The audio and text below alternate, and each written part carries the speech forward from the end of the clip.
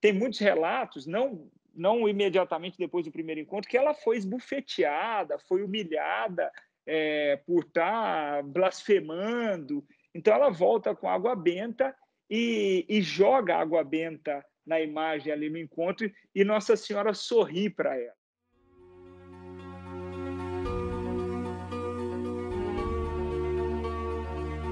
Foi uma sequência de 16 encontros no total, que duraram aí. O primeiro encontro foi 11 de fevereiro de 1958, aconteceu esse primeiro encontro, e o último encontro aconteceu lá em julho. Então, foram uma sequência, foram meses aí de encontros primeiros, bem próximos um do outro. Então, aconteceu esse primeiro, o segundo, e no terceiro encontro, que foi ainda em fevereiro, poucos dias depois, dia 18 de fevereiro, foi quando Nossa Senhora disse a frase que nós falamos no começo do vídeo. Né? Ela disse: olha, você não vai ter alegria neste mundo, mas a alegria do céu. Então, imagina, ela ainda com grau de incerteza, de medo, de querer fazer uma checagem, no terceiro encontro, vamos pensar que dentro de uma espiritualidade normal, de uma espiritualidade de alguém, haveria medo, talvez até desânimo. Olha, ela está me entregando um fardo, ao invés de me entregar um alívio, né? Eu que já vivi uma vida tão miserável, mas Santa Bernadette recebe isso com carinho, com amor nela. Então, isso a coloca ainda mais próximo de Nossa Senhora, e ela assume para si, a gente vai falando aí ao longo desse vídeo, essa vida de aceitar a dor, né? A dor, a penitência, que é talvez uma das grandes mensagens de todas as aparições, é uma mensagem comum das aparições de Nossa Senhora, mas nessa aparição de Lourdes, de uma maneira especial e vivenciada por Santa Bernadette de forma muito, muito clara e didática, né? Nos encontros da sequência, quando ela é convidada verbalmente a fazer penitência, os relatos dizem que ela começa a beijar o chão, né? A beijar o chão, e as pessoas perguntam por que ela está fazendo isso, e ela diz que ela pelos pecadores, que foi exatamente o pedido que Nossa Senhora fez para ela, para fazer oração e penitência pelos pecadores. Então, é um detalhe da aparição de Lourdes, né, comparada com as demais aparições. As demais aparições, vamos falar que talvez são um pouco mais midiáticas ou mais estudadas pelas mensagens de previsão de futuro, né, as mensagens de profecia que Nossa Senhora dava ali, enquanto na aparição de Lourdes não há mensagens proféticas com relação ao futuro ali, mas há essa mensagem clara de penitência, de oração, de entrega. São mensagens que são reforçadas por Nossa Senhora ali. Então, ela beija o chão, ela come ervas, né? E aí a gente vai vendo ao longo desse processo dela ali uma junção muito grande de uma entrega e uma comparação, né, com o sacrifício que Cristo foi vivendo, com o processo de entrega que Cristo foi vivendo. Assim, só colocar uma coisa antes, né, de um dos principais encontros, eu diria, que foi o da Fonte, né? Mas voltando a essa questão da mensagem deixada a Santa Bernadette. Inclusive, todo esse vídeo, praticamente assim, eu li algumas coisas, mas nós fizemos, né, um estudo em cima de um vídeo do Padre Paulo Ricardo, que inclusive eu vou deixar aqui na descrição para vocês verem também, que acho que vale muito a pena, né, que ele conta essa história. E ele faz esse vídeo dele, o Padre Paulo Ricardo, inspirado talvez num dos maiores teólogos marianos que já existiram, que é um padre René Loretan. E aí, assim, ele é do começo do século, né? Então, assim, ele faz pesquisas de fontes primárias, né? Reúne documentação, depoimentos, consegue colocar uma interpretação dos fatos do que aconteceu ali, e não só uma interpretação teológica ou a mensagem em si, né? Mas ele narra o que aconteceu com vários detalhes, né? E aí, assim, da mensagem que veio, que Nossa Senhora falou para Bernadette, dessas diversas aparições, são quatro pontos básicos, né, que são colocados. A questão da pobreza, a questão da oração, e aí entra a oração pelos pecadores, né? A oração pelos pecadores, a penitência, e talvez esse seja um detalhe que a gente pode entrar mais a fundo depois, que é, assim, é a gente trabalhar de maneira muito prática a penitência enquanto católico, não só aquela penitência da quaresma, que aquela lá é que a igreja pede para a gente mesmo. Assim, desculpe a dureza, mas não é mais do que a nossa obrigação viver um momento penitencial ali, mas viver uma vida penitencial, né? Uma vida... Não que agora eu vou fazer igual São Francisco, eu vou passar 5 quaresmas por ano. Não existe nada muito de uma vez, mas é começando a experimentar a penitência devagarzinho e construir isso na nossa vida. Eu acho e, que, por final... Desculpa, eu te interrompi. Só para fechar esses 4 pontos, então, que a gente falou, pobreza, oração, penitência, o quarto é a questão do dogma, né? Da Imaculada Conceição, que com certeza também a gente vai entrar em mais detalhes depois. Sim, mas eu queria falar um pouco da penitência, né? Porque a gente tenta dissociar a cruz, as dificuldades da caminhada, a dor da nossa vida. A gente tem uma tendência natural a fugir da dor, a não aceitar a dor, né? E para nós cristãos, assim, não há libertação sem cruz. Assim, o preço da nossa libertação foi pago, né? Assim, foi pago com o sangue de Cristo na cruz. Então, assim, o cristão, eu acho que existe um caminho para se aprender a viver a penitência. E talvez o primeiro passo é passar a aceitar as limitações que nós temos, sabe? E não lamentá-las, né, de maneira punitiva, de buscar um culpado e tudo, e viver isso, assim, entregar, mortificar as nossas deficiências, as nossas dificuldades, as nossas fraquezas, sabe? Olha, quando eu não consigo amar como eu gostaria, então eu começo a mortificar isso e vou fazendo disso um primeiro passo para viver a penitência. Então, assim, eu vou aceitando a dor como parte do meu processo de santificação.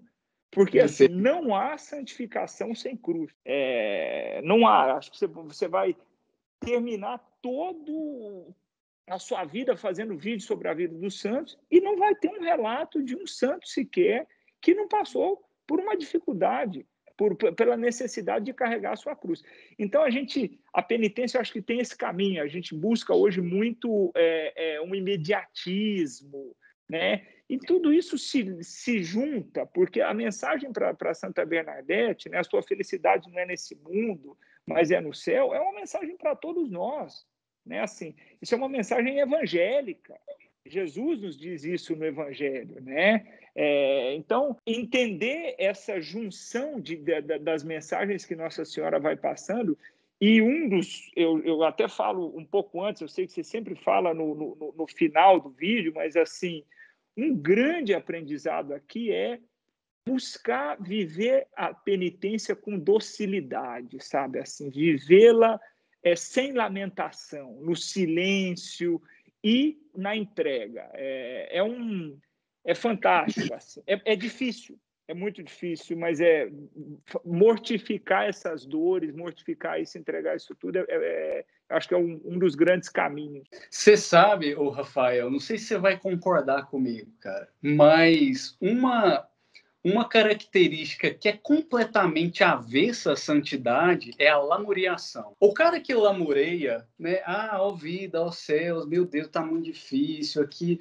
Cara, cuidado, atenção, assim, ao menos atenção, porque você tá indo num caminho errado. Porque aceitar a vida, né, e a dificuldade que algumas coisas pode trazer é justamente você reconhecer a sua humanidade.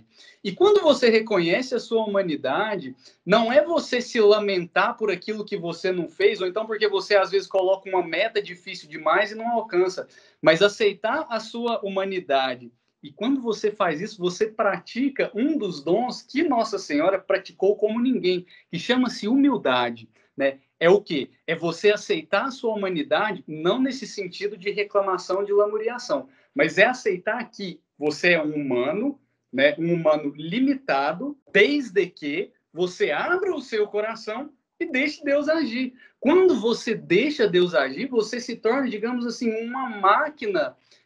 Eu coloco máquina aqui, mas entenda assim, entenda que é uma máquina perfeita para aquilo que ela foi concebida. Muitas vezes, né, eu gosto de usar essa comparação. Nós, seres humanos, somos uma Ferrari, né? Mas aí você inventa de andar com a Ferrari numa estrada de chão esburacada. Meu amigo, você está conduzindo a sua máquina num caminho errado. E aí, assim, por mais perfeita que ela seja, não tem a máxima intensidade do que se pode dar se você faz do jeito errado. E qual que é o jeito certo? É simplicidade de abrir o coração, deixar Deus agir. E aí você pratica a humildade desse jeito, né? E foi, assim, até voltando para a nossa história, e foi exatamente isso que Santa Bernadette fez, né? Assim, ela permitiu que Deus agisse de tal forma, através desse encontro que ela teve com Nossa Senhora, que até então não tinha se revelado ainda para ela quem era, né?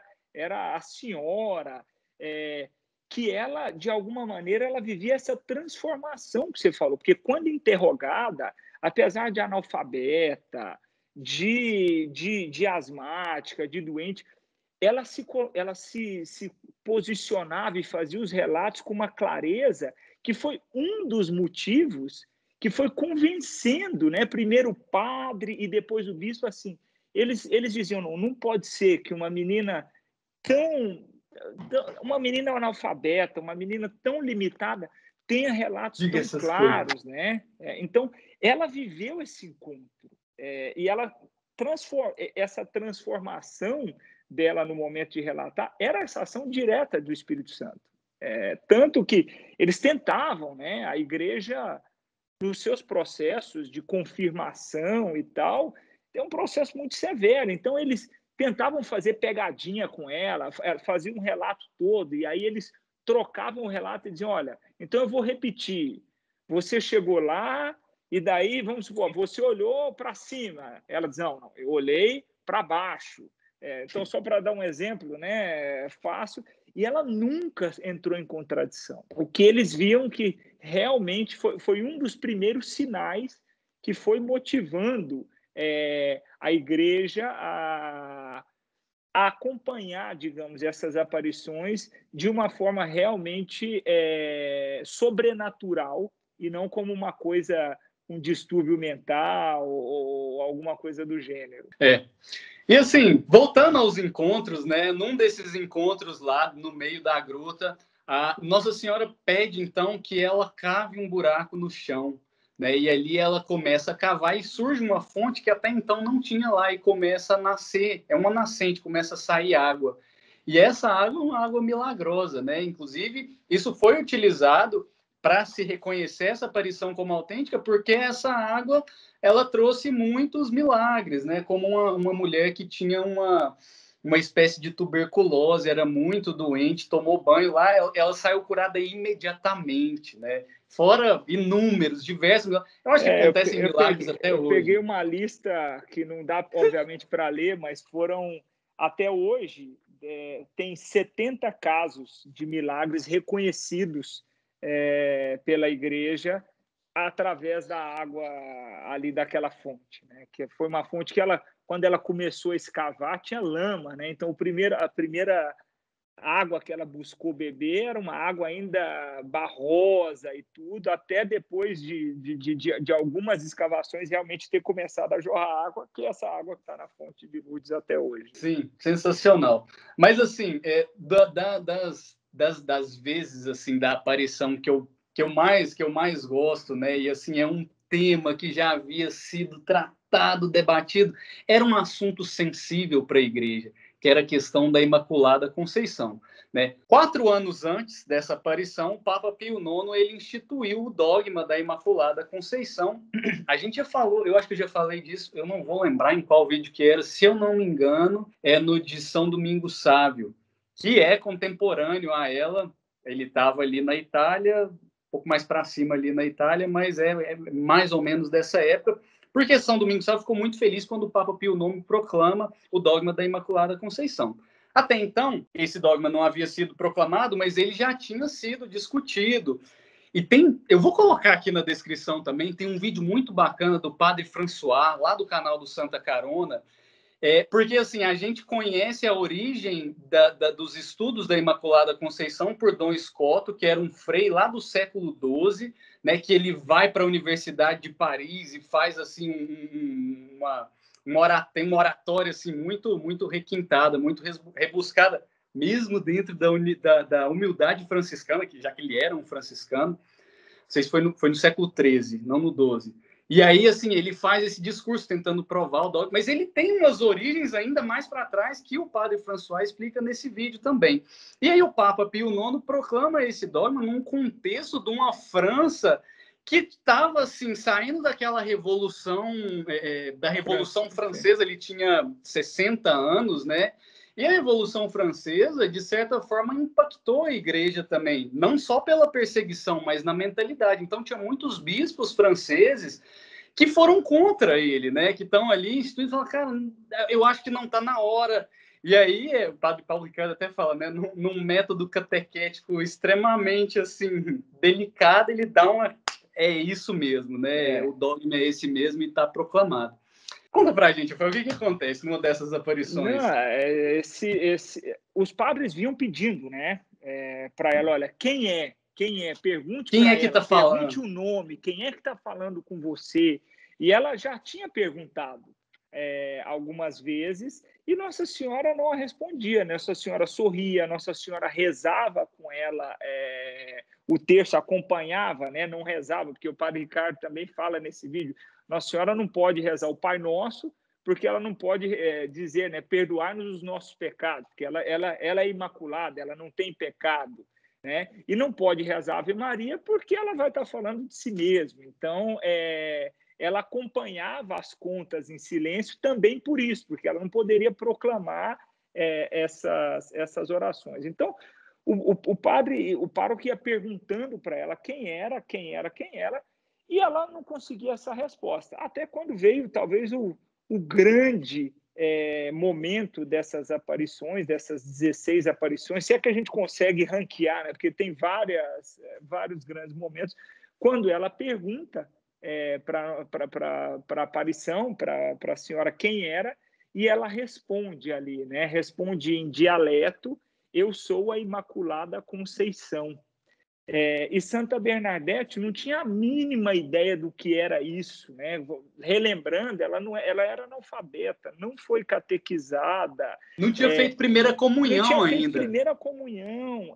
Era um dogma que tinha sido proclamado 4 anos antes, mas não era um dogma que tinha sido aceito pelo clero francês, né? Em função desse contexto da Revolução Francesa. Então, não foi aceito de maneira tão espontânea, digamos assim. Ele foi absorvido pela obediência, mas ele talvez não foi difundido assim. E ela voltou, e os relatos dizem que ela voltou da fonte até encontrar com o pároco, repetindo, né? Eu sou a Imaculada Conceição, eu sou a Imaculada Conceição, para ela não esquecer, porque ela não tinha realmente noção do que eram essas palavras, né? O que era isso. E quando ela chega e diz para o padre, ela me disse quem é, e o padre esperando para ouvir, e ela disse, eu sou a Imaculada Conceição. E o padre, naquele momento, ele se convenceu, porque ele tinha certeza de que ele conhecia o dogma, né, que tinha sido proclamado pelo Papa Pio IX, e tinha certeza também, por conhecer a menina Bernadette naquela época, que ela não conhecia o dogma, que ela não sabia do que se tratava. Então, que realmente era Nossa Senhora se revelando ali em Lourdes. Ah, cara, é fantástico, assim, é sensacional. É interessante notar também que tem relatos de que ela lá rezando, né, e Na verdade, isso não ficou tão claro para mim, mas eu acredito que era só ela que conseguia ver, né? As outras pessoas ficavam próximo dela, mas não via, era só ela que via, certo? Era só ela que via. Era só ela. Ela era vidente, né? Sim, ela era a vidente. Nossa Senhora não se manifestava para as outras pessoas, mas para ela, né? E ela rezando, segurando uma vela, e a vela começou a encostar, né, nela, e ela se manteve tranquila, calma, a queimadura do fogo ali não a dispersou da sua oração, né? Tão profunda era a conexão que ela fazia nesse momento. O êxtase de oração dela, de comunhão e oração dela era tão grande. E alguns relatos que também isso está num outro vídeo do padre Paulo Ricardo, que fala, aí nesse caso ele falando da Santa Bernadette, que alguns relatos que fala que ela, por ter visto, né, por ter feito, como naquele primeiro encontro, como você falou, a mão dela estava paralisada, e aí ela conseguiu fazer o sinal da cruz. À medida que Nossa Senhora fez o sinal da cruz, ela reproduzia as ações de Nossa Senhora com uma semelhança enorme. Então, assim, o jeito de fazer o sinal da cruz dela era um jeito que era muito particular, que as pessoas admiravam. E o rosto, a serenidade dela em oração era também invejável, né? Tanto que o corpo dela, que está incorrupto até hoje, lá em Lourdes, o semblante, se a gente olha as imagens, consegue olhar pela internet, é um semblante tranquilo, né? Ainda que ela tenha tido uma morte também dolorosa, fruto de tuberculose e tudo mais, um semblante tranquilo, porque ela imitava a Nossa Senhora, né? Um outro fato interessante dessas aparições